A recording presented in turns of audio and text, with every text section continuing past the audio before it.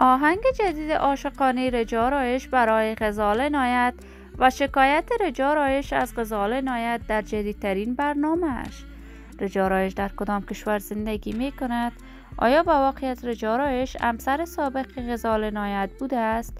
دلیل جدا شدن این زوج موفق کشور چی بوده است؟ من در این ویدیو پیرامون حقایق همین ماجرا خواهم پرداخت. پس در ادامه با کانال دنیا اینفو باشید.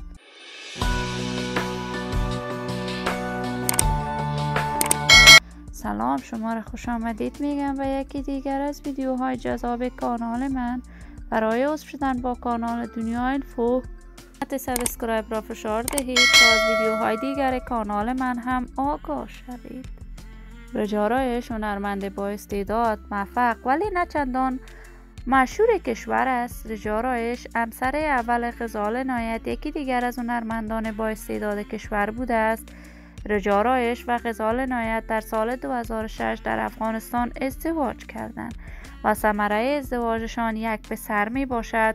رجا آرایش و غزال عنایت در زمانی که ازدواج کردند هر دو هنرمند نبودند، ولی غزال عنایت در کابل بانک افغانستان کار می کرد و رجا آرایش در آن زمان کاربار شخصی داشت. آهنگ‌های دوگانه هم رجا آرایش با غزال عنایت سرود، ولی هیچگاه بیان نکردند این دو همسر و یا همزوج بودند. غزال عنایت بعد از رفتنش به کشور کانادا از شوهرش رجا آرایش جدا شد و در کشور کانادا به کارهای هنری خود جدی‌تر از قبل ادامه داد. غزال عنایت در کشور کانادا همه ساله کنسرت‌هایی برای دوستداران و علاقه‌مندانش برگزار می‌کرد و رجا آرایش بعد از تغییر رژیم حاکم در کشور به کشور پاکستان رفت.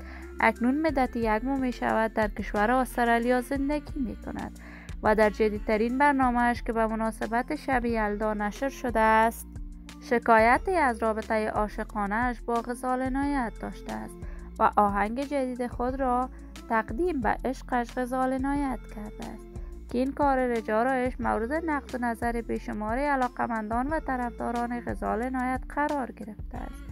دوستان نهایت عزیز، شما هم نظریاتتان را در بخش کامنت با من شریک بسازید. این ویدیو را با علاقه‌مندان و دوستداران رجا آرایش و غزال عنایت به اشتراک بگذارید. اگر تا هنوز عضو کانال دنیا اینفو نشدید، پس برای حمایت از خواهرتان علامت سابسکرایب را فشار دهید. ویدیوهای من را لایک نموده و با دوستانتان به اشتراک بگذارید. سلامتی شما نازنین و آرزوی من است. تا درودی دیگر، بدرود.